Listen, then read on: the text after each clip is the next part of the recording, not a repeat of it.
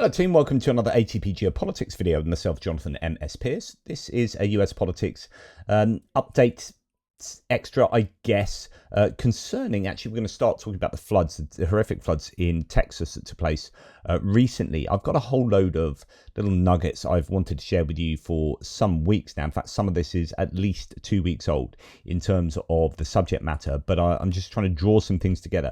We're going to move from talking about the floods in Texas to the stripping out of the US government in terms of expertise, defunding of science, the sidelining of science, and then moving on to the attack on, say, Medicaid and Medicare by the administration as they push through the big beautiful bill. Okay, so I'm going to start here with the floods, and it's well worth recognizing that the floods were, of course, Biden's fault, right?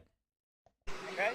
Are you investigating whether some of the cuts to the federal government left key vacancies at the National Weather Service or in the emergency coordination? No, they did not. They did. I'll tell you, if you look at that what a situation that all is, and that was really the Biden setup. That was not our setup, but I wouldn't blame Biden for it either. I would just say this is a 100-year catastrophe, and it's just so horrible to watch. I love it. It's like, so in case you couldn't hear it very easily there, he's getting interviewed under a jet engine. But he says, well, this is a Biden situation we inherited, with the water and stuff. But then he is very, very magnanimously states, well, I wouldn't blame Biden for a 100-year sort of flooding event, though he just has. The reality is, of course, that these flooding events are happening more and more frequently. We've seen China be hit by a series of flooding events. We see Europe at the moment, Ukraine and Moscow being hit. Kiev today hit with flash floods. This is a problem, and it appears to be a problem that has a much greater frequency in the way it affects all sorts of different places. So these extreme weather conditions are challenging. Arguably, I shouldn't have to say arguably, I mean, it is largely the result of human activity, although Kristi Noem here wants to make a reference, and I did a whole video on this on my other channel, to this being having God's hand in it, although in a beneficial way. So God saved all of these people's lives. Matters a lot. I'm extremely grateful for God's hand in that whole situation, because hundreds and hundreds and hundreds of people were saved. And this is a time for all of us in this country to remember that we were created to serve each other. Yeah. God created us to take care of each other.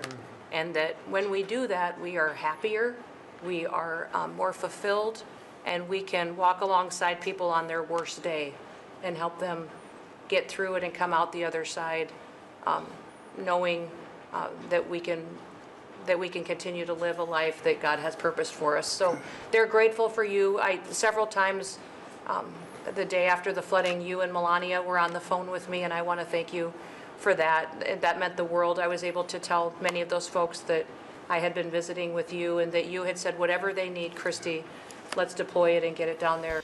Okay, far be it for me to introduce some theology into a politics video, but I just want to very quickly say she's very grateful for God's hand in the whole situation, because hundreds and hundreds and hundreds of people were saved. Of course, hundreds of people were killed. An entire Christian camp of children was killed.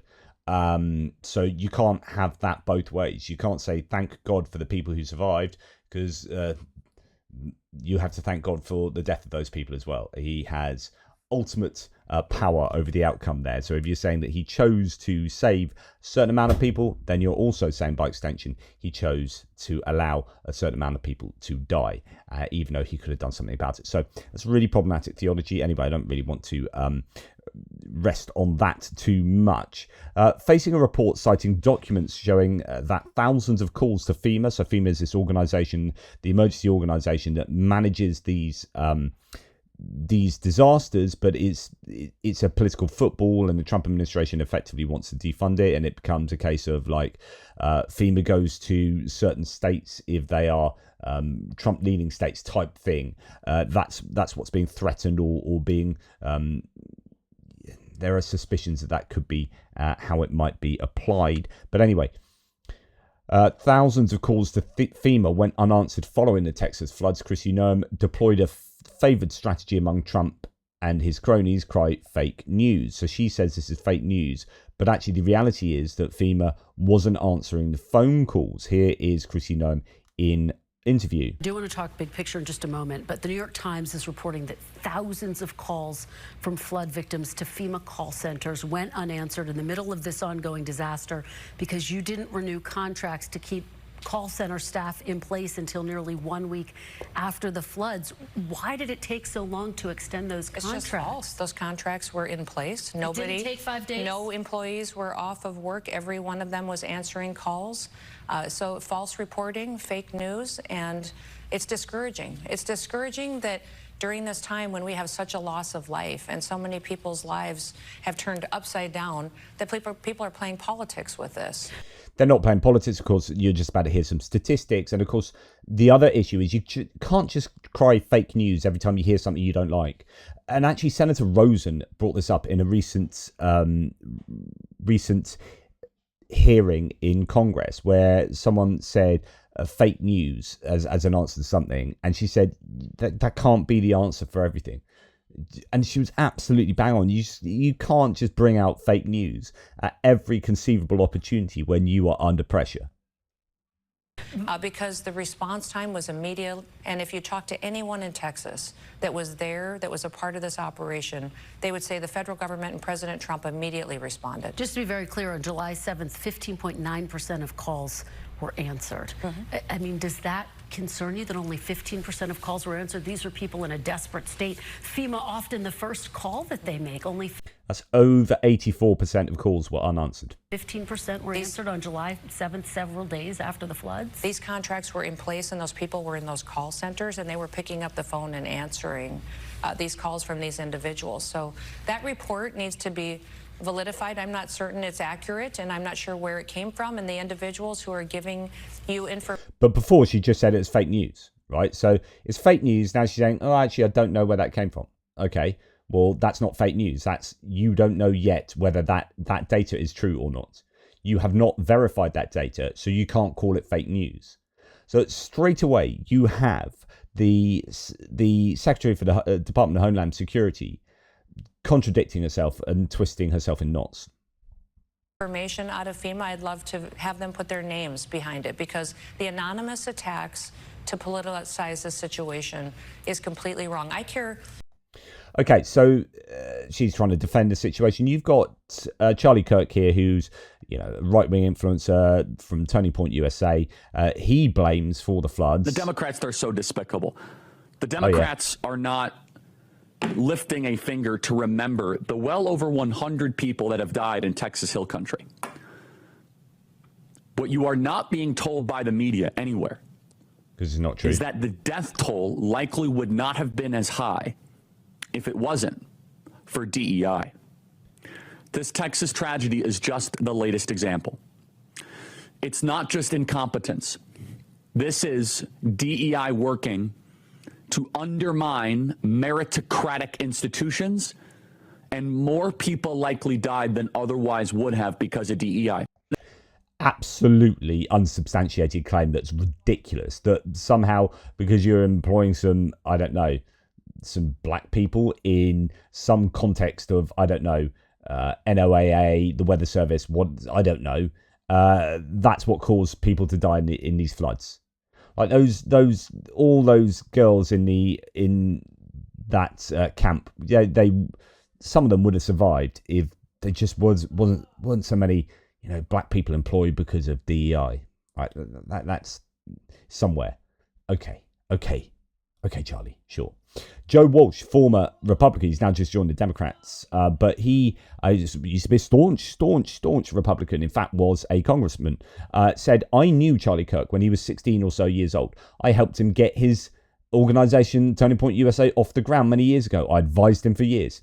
We went our separate ways shortly after the rise of Trump. I asked all the time if I knew back then who he really was. Yep, back then I caught glimpses of this opportunistic, bigoted Christian nationalist. He is in full now. Makes me sad, but yes, I saw it. So real blistering attack on that kind of approach from Charlie Kirk. You are getting all sorts of claims concerning the floods. So Marjorie Taylor Greene was saying it's because of seeding clouds, and this needs to be investigated. I'm surprised she didn't blame Jewish space lasers. Elliot Higgins here referring to the Guardian article that is titled Trump officials address chemtrails conspiracy theories while spreading misinformation, experts say. So Trump officials address chemtrails conspiracy theories while spreading misinformation. And the problem is that at the heart of the Trump administration, or at the heart of the Trump base, you have QAnon conspiracy theorists. Like, the whole base is drawn together by conspiracy theory, and the sorts of people who are going to be reflecting that base in government, the choices of appointees that have been made by the Trump administration are going to reflect that base, be part of that base. So you just have right throughout a government that desperately needs to be evidence-based in its policy making, as all governments should be, a government that should have science at the center of what it does, because we're talking about the future of the world, but also the future of the US in terms of, like, if you want your economy to be responsive to reality, if you want your economy to be thriving, then it needs to be built on reality, and science needs to be at the heart of that. And if you're starting to have Trump officials touting chemtrails and spreading misinformation about conspiracy theories, you're in a lot of trouble. Climate change will cause more extreme weather, say scientists. MAGA say fake news. Then the floods happen, and MAGA say Democrats are controlling the weather. It's chemtrails, it's cloud seeding, it's this, it's that. So depressing. Okay, so then we have the ideological dismantling of the NOAA and the NWS. So these are like the weather services, the people that keep an eye on climate data and weather data.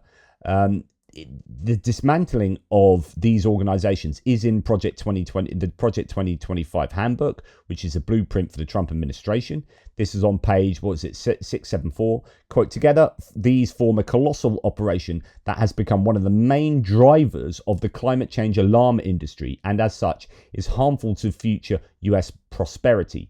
This industry's mission, emphasis on prediction and management, seems designed around the fatal conceit of planning for the unplannable. That is not to say the NOAA is useless, but its current organization corrupts its useful functions. It should be broken up and downsized. So Project 2025 wants to downsize a very organization that monitors weather and looks to predict these extreme weather events and floods and hurricanes and whatnot.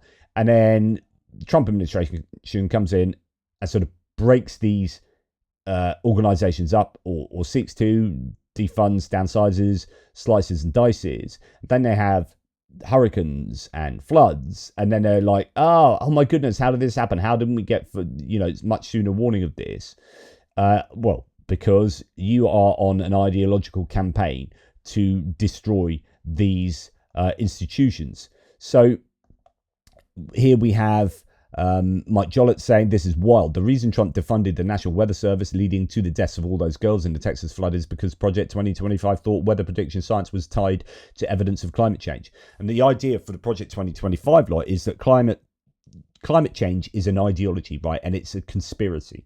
That's what they think. And it's complete nonsense, obviously. And I know some of you will be watching this go, yeah, no, I agree, it is a conspiracy. Solar winds and whatever cycles that have been disproven time and time again. Anyway, I don't want to relitigate those arguments. Go and look at proper science.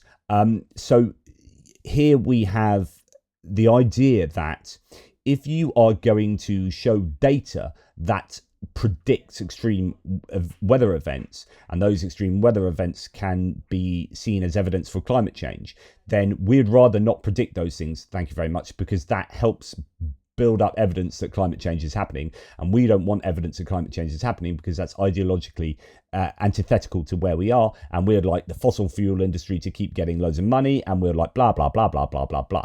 So it's all part of if we dismantle the weather services, then we won't know that these events are happening, and we won't have the data to be able to be pieced together. It's absolutely incredible.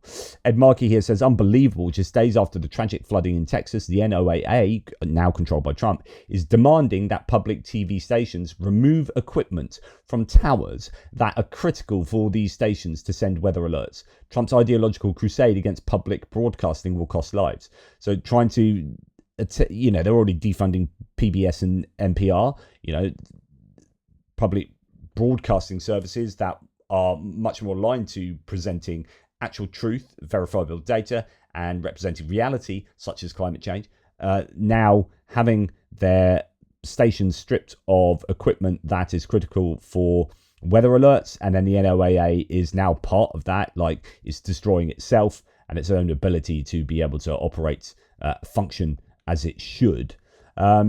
Trump has dismissed all 400 experts working on critical climate risks, and on June the 30th, all past reports vanished too, along with federal website they lived on. They are raising any evidence of climate change to stop all rules combating climate change.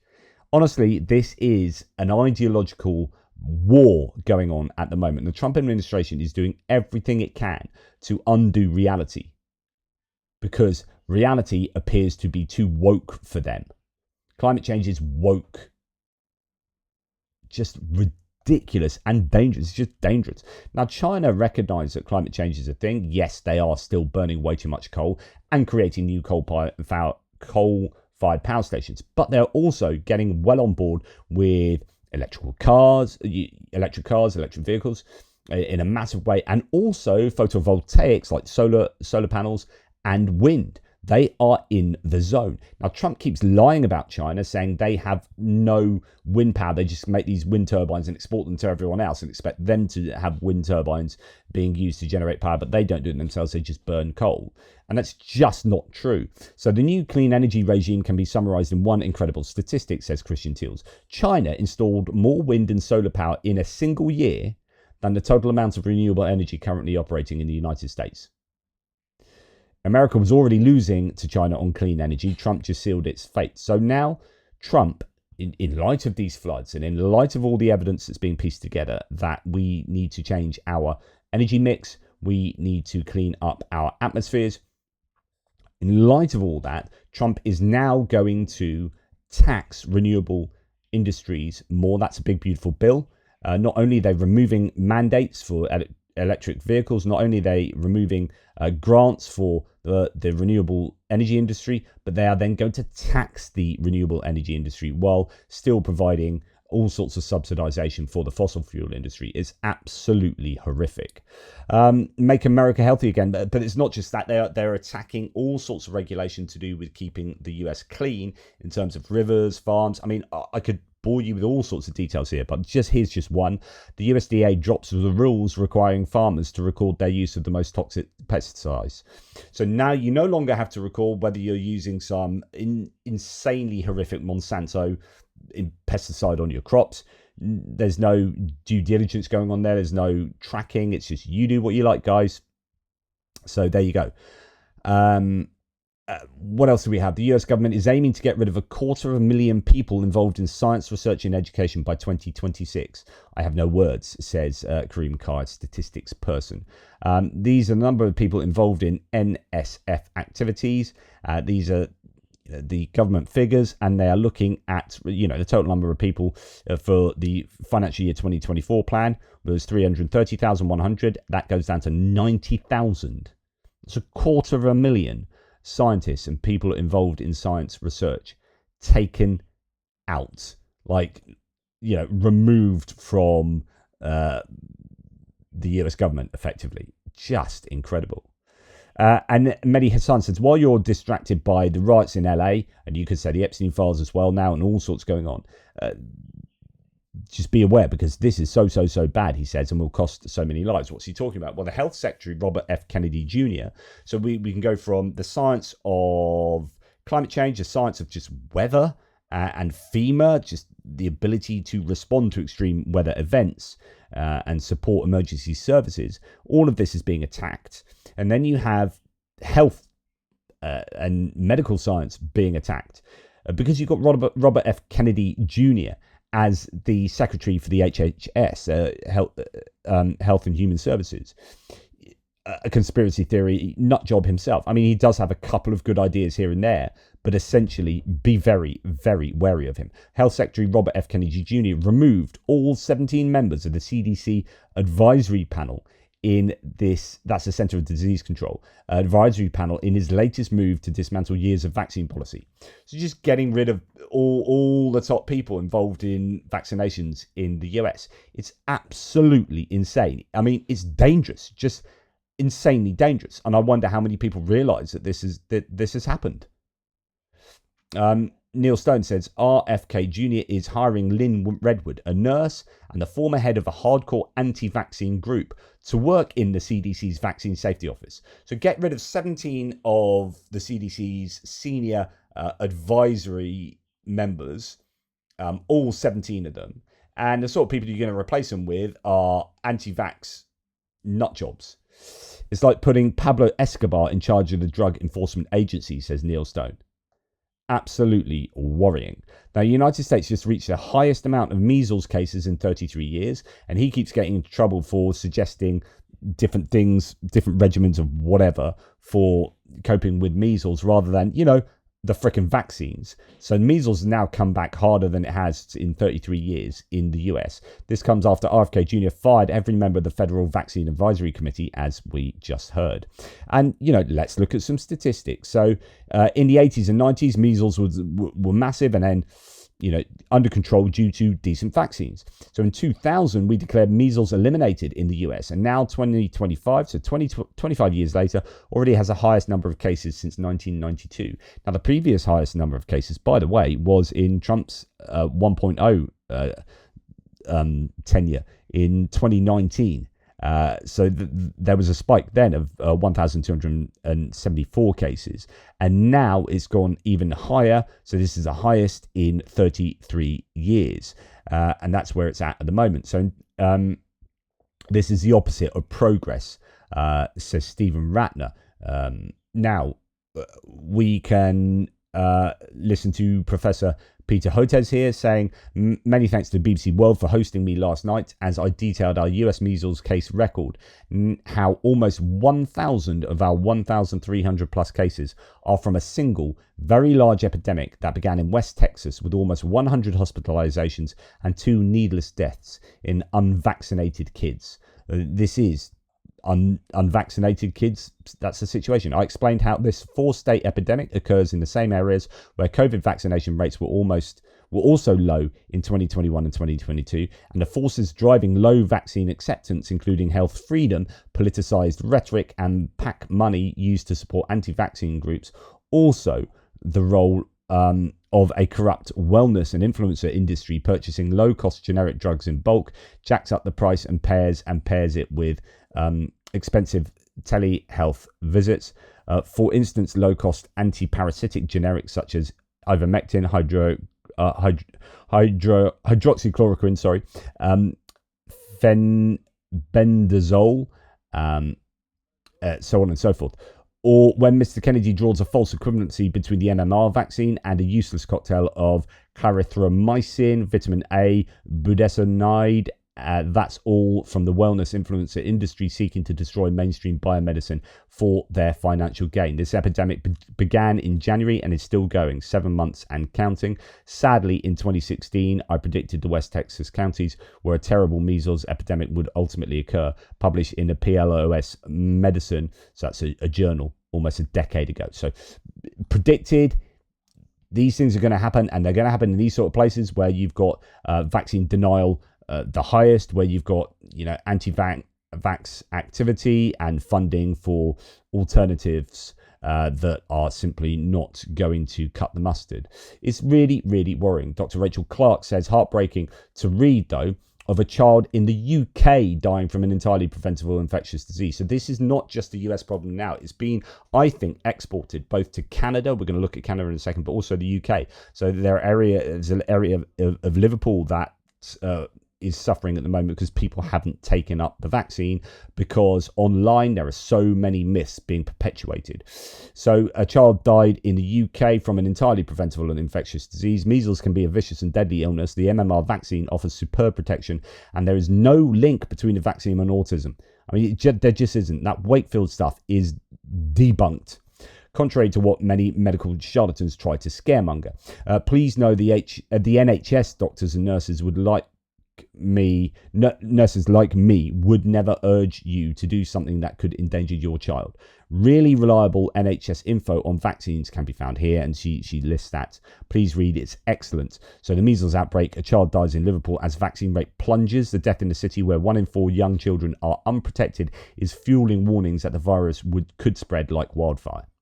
Okay, then let's go to Canada. Canada has recorded the highest number of measles cases since achieving measles elimination status in 1998, and this is actually higher than the United States. So it's actually worse in Canada, and it's particularly Alberta. So why Alberta is interesting is because that's your succession state, where you've got Danielle Smith as a governor there, who is the most MAGA. So Alberta now has now confirmed more measles cases than the entire United States has reported this year. So Alberta, in its MAGA-ness, has really embraced anti-vax, etc., to a degree, to a considerable degree, and that is translating into a huge spike in measles cases. It's just not cool. So let's go from medical care to the attack on medical care through the big beautiful bill. So we're just going to, second part of this video will be on the big beautiful bill. I didn't report that much on it when it was passed, although I really wanted to. It's highly controversial. This was leaked, says Brendan Duke, by GOP members, so Republican members of Congress, GOP congressional staff, Trump White House staff, or some combination of the three. Quote, but Trump still doesn't seem to have a firm grasp about what his signature legislative achievement does, according to 3 sources with direct knowledge of the comments. The president told Republicans at this meeting that there are 3 things Congress should touch if they want to win elections: Medicaid, Medicare, Social Security. Quote, but we're touching Medicaid in this bill. One member responded to Trump, according to the 3 sources. The White House didn't respond to a request for comment.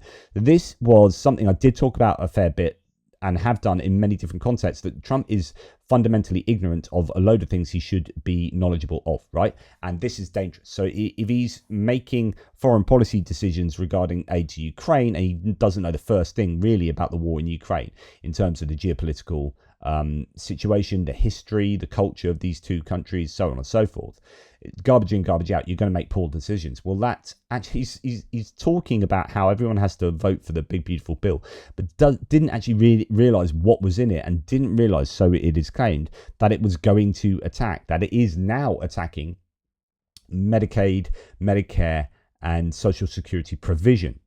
Although a lot of that comes in after November 2026. So they're very cunningly, the people who generated this bill very cunningly made sure the worst of the impacts would be felt after the midterm elections, so they could try and get away with getting votes in from people who would then later be affected negatively by the bill and might then vote against the GOP for putting this bill forward. Well, if we put most of those issues as happening after November 2026, then we can maybe keep some of those voters. Now here, so what happened with the vote is that you had a Republican like Thomas Massie crossing the aisle and voting against it. And the Fox guest here, just honestly, this is incredible. Might be leaving out. Yeah, well, I just think it's interesting that all of a sudden people voted for Thomas Massie. Like, I don't remember voting for Thomas Massie with this. I remember voting for Donald Trump to get this bill passed. And I feel like a lot of Americans who voted for Donald Trump feel the same way, especially not only with Thomas Massie, but a lot of the other Republicans who are kind of leaning towards no. They didn't vote for these Congress people. They voted for President Trump. They voted for this mandate. And if you're going to vote no on this, then you're voting along with Democrats, especially Democrats like Maxine Dexter, who was on the Hill today dressed in a white robe, who also visited El Salvador to go see Kilmar Abrego Garcia, who killed Americans. Not true, by the way. It's not true. What you just said was not true. He didn't kill Americans. That has been, I think he's even challenging in court, possibly, that keeps getting mentioned. So this is disgusting. So what she's saying is that's disgusting, but also she couldn't be more wrong. Like, she doesn't understand representative democracy.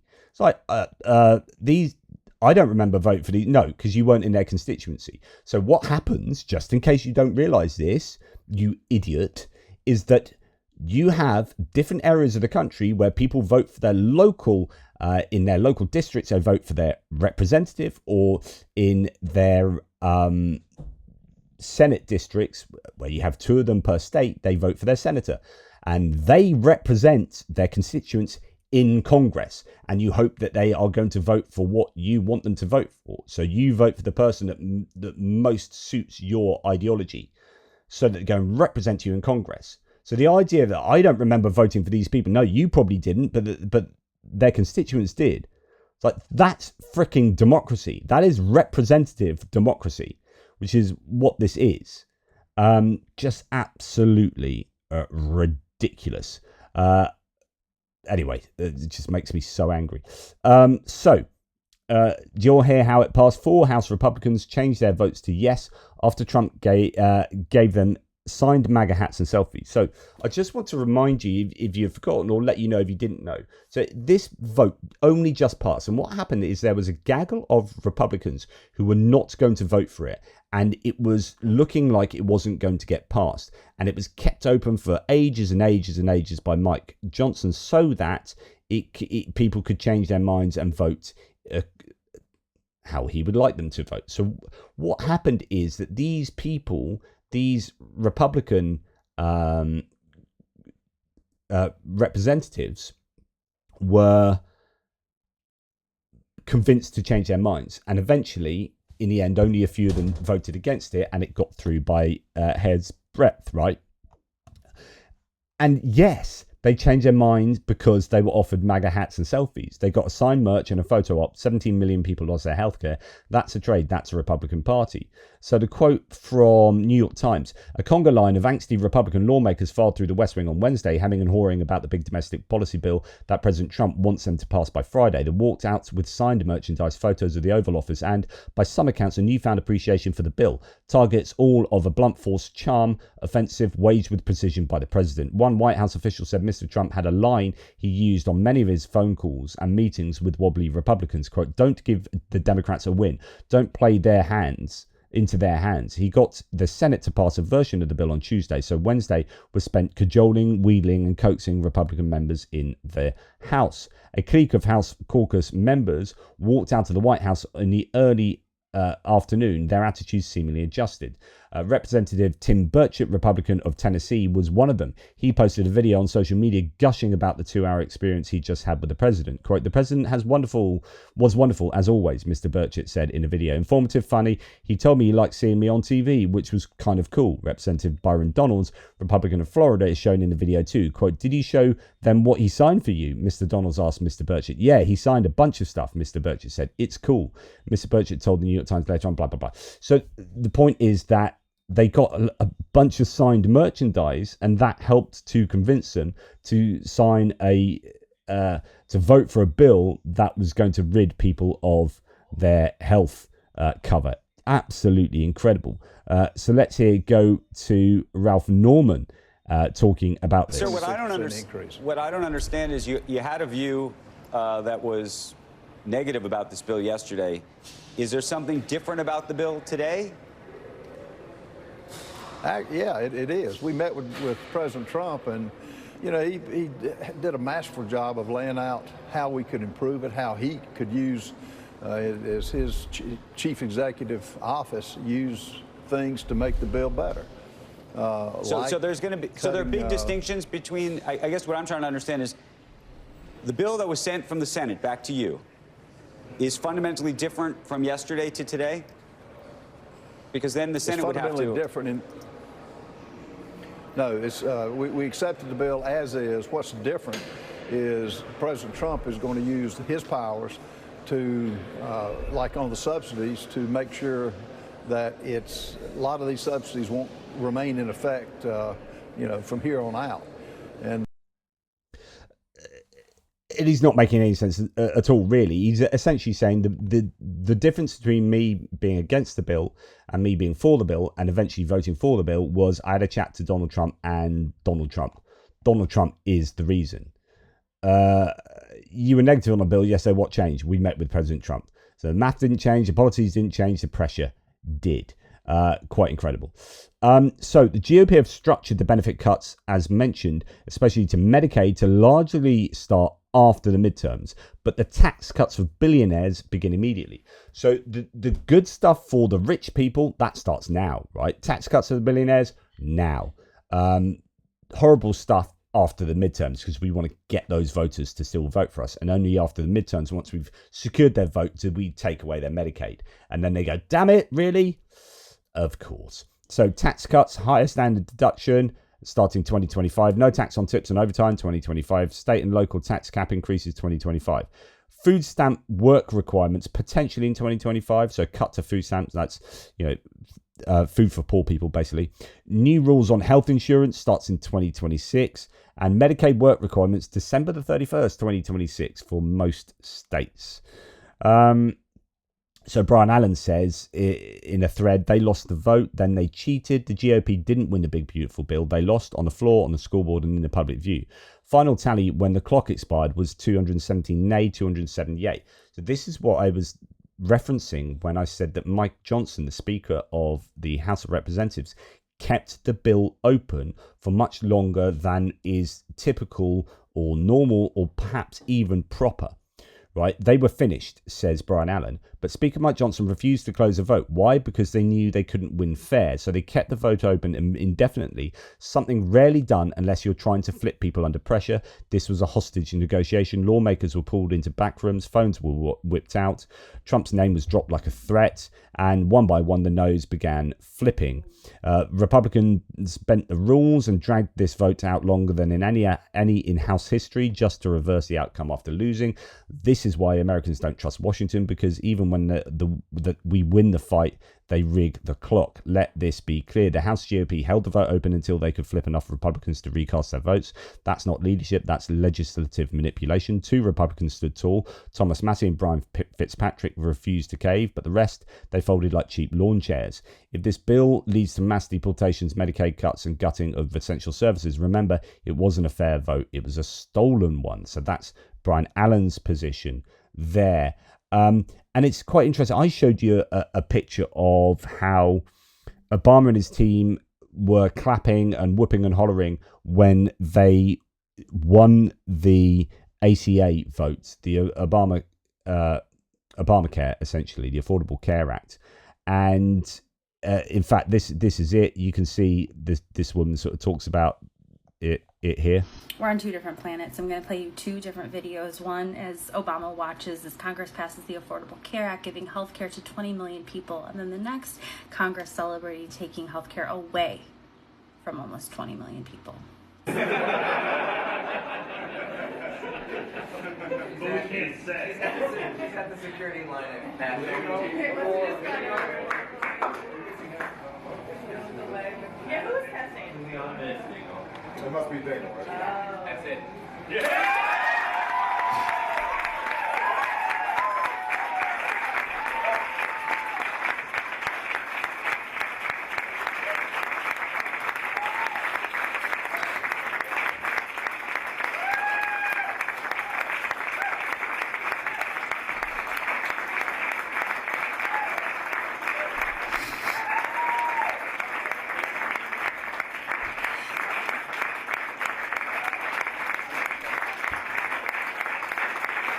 And this one is today, when Congress voted to take it away from 17 million Americans.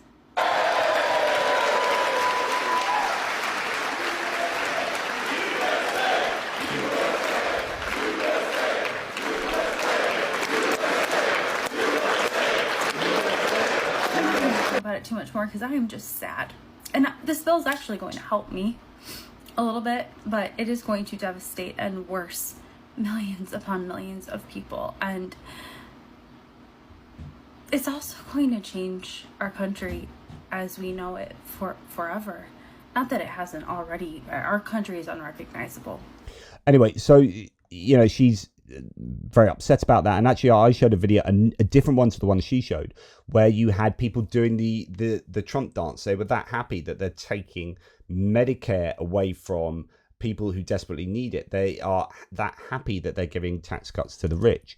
And it's just really, it leaves, in my opinion, a very bad taste in your mouth. And here we have a Republican smoking a cigar. This is Troy Nels. Reporter asked him, "You're not worried at all that Americans may lose their health care?" Can I ask you, though, about the CBO score and the idea that 11 million, 12 million Americans may lose health insurance? I don't have any faith and confidence in the CBO. They're scoring. They're wrong half the damn time. I don't give any. No, so I'm not worried about the CBO. You're not worried at all that Americans may lose their health care? Oh, well, just some Americans that aren't Americans, and that is the illegals. Why should illegals be on Medicare? Shouldn't have it. We did a great job with it all. We did a great job. I appreciate it. The American people spoke. The American people spoke, and the elected representatives spoke today. And what did we do? We supported and passed this one big, beautiful bill. So there's nothing that says looking after the working class in America than standing outside Congress, smoking a cigar, saying, I don't care what the Congressional Budget Office says about how many people are going to lose their medical cover. It's a great day today. I'm smoking a cigar. Whoop-de-doo. Now you got to accept it and absorb it because it's the right thing to do for the American people. Yeah, there you go. Can I ask you about the CBO? So then we can look at, you know, what is going on around the American economy as well at the moment. So we're just going to finish off the video talking a little bit about that. Now, a couple of weeks ago, there was some data that came out. I didn't really report, but I wanted to. So here it is. So Spencer Hakimian, says, weird, did something change in January 2025? So here we have the private sector payrolls drop.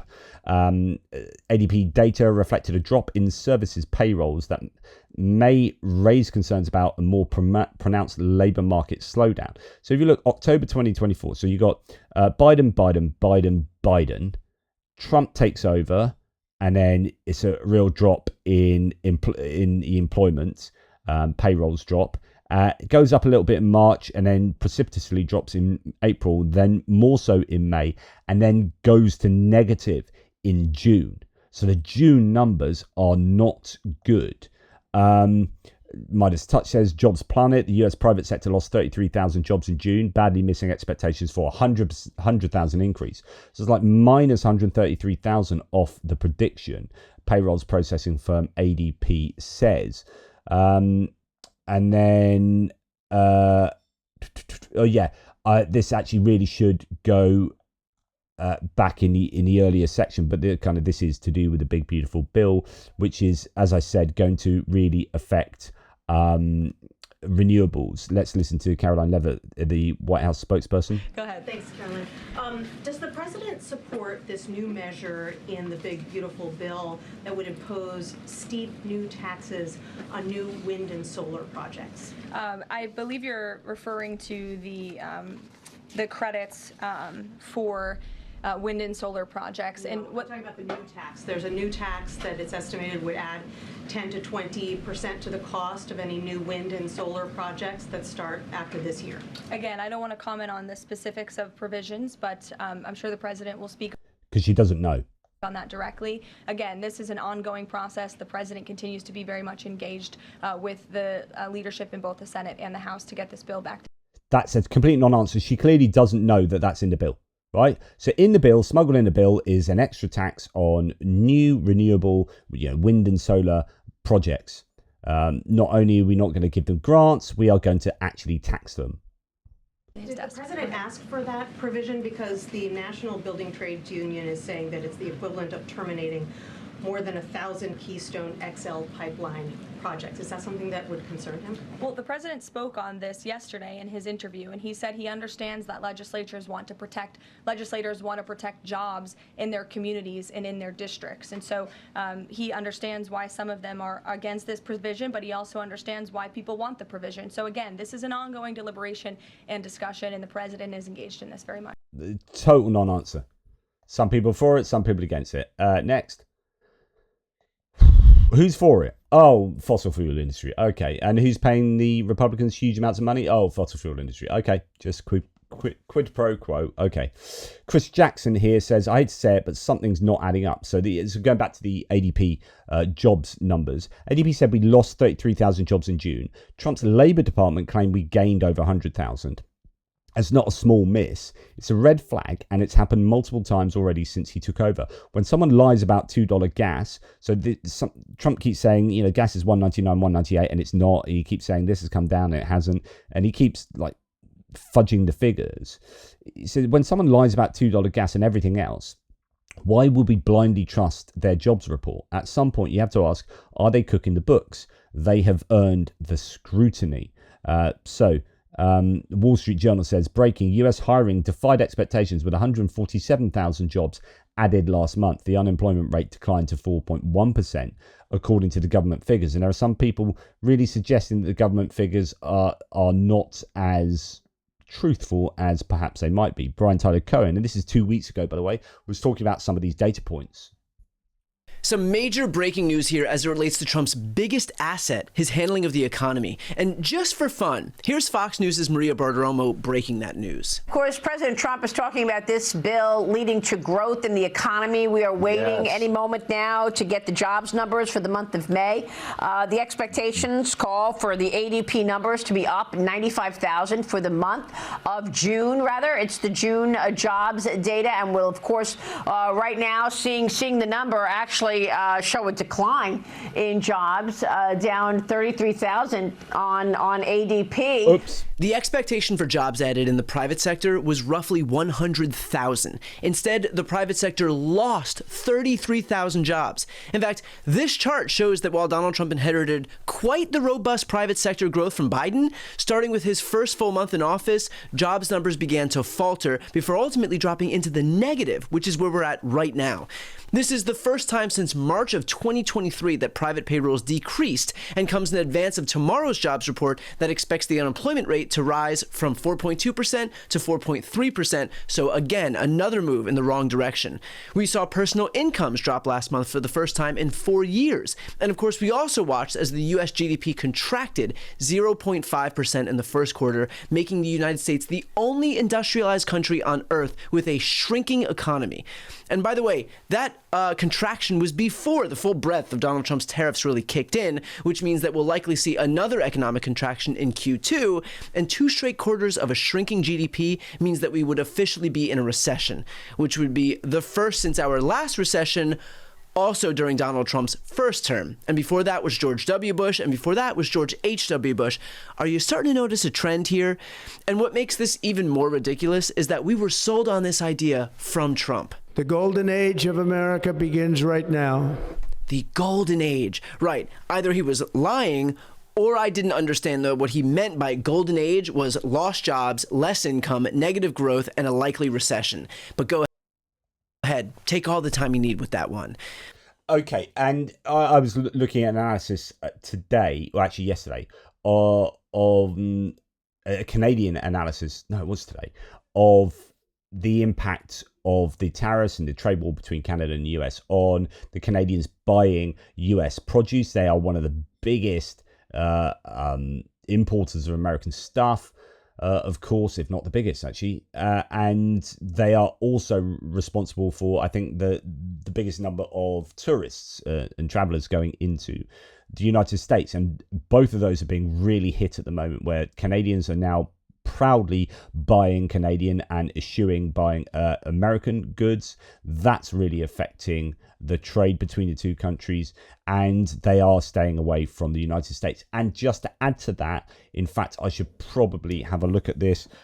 So we've got a 250 visa cost for the US now coming into, visa integrity fee. So a new $250 US visa integrity fee is part of the big beautiful bill, I think. And again, something that people didn't realize, but it's written in there. So starting in late 2025, the US government will begin charging a $250 visa integrity fee to most foreign nationals applying for a US visa. This fee was established under the One Big Beautiful Bill, signed into law on July the 4th, and is likely to affect millions of travelers.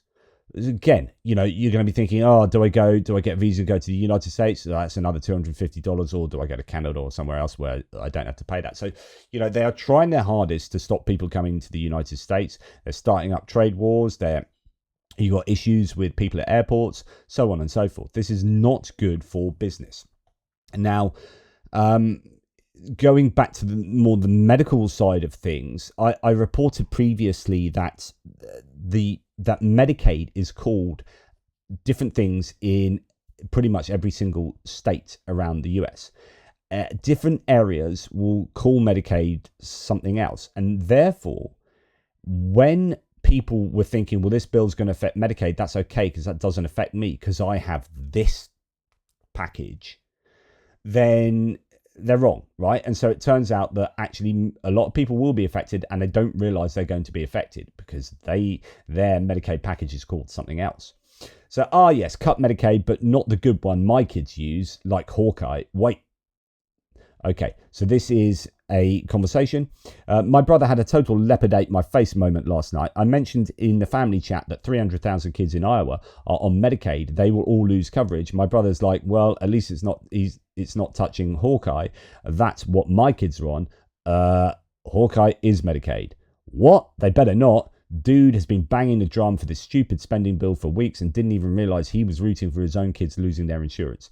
How many other people do you think don't realize they are actually on Medicaid just because the states call it something else? Ultimately, it's not a big deal because we are all going to die. That's a reference to Joni Ernst when this was brought up to the Senator Joni Ernst in a town hall meeting. She said, what are you worried about? We're all going to die. Literally, like, why are you complaining to me?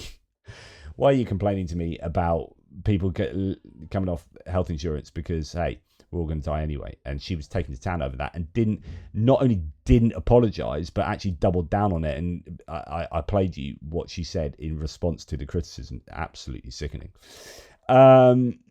So Trump appointed judge reverses a Biden admin rule that wiped medical debt from credit reports of nearly 15 million people. Why does the administration go out of their way to hurt families? And that's what I'm going to leave you with. So a court nixes leaving medical debt off credit reports.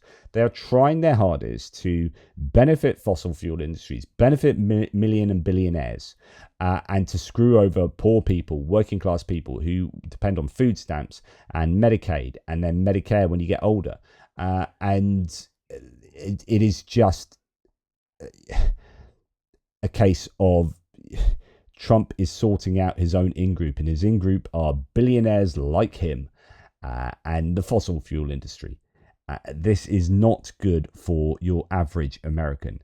But unfortunately, many average Americans voted for this. They voted for the people who voted for this because representative democracy. But garbage in, garbage out. If you don't have the requisite information at your fingertips, if you don't really know what you're voting for, you end up voting for the wrong thing and the wrong person. And the big, beautiful bill gets passed, and then people lose their health insurance. And scientists get sacked. And climate change is exacerbated by the United States, in this case, making bad decisions. And people die because measles. And people die because... And people get affected because. And people lose their jobs because. And it's okay, though. Chevron and Exxon Mobil, they're making a killing. A killing. Take care. Speak to you soon.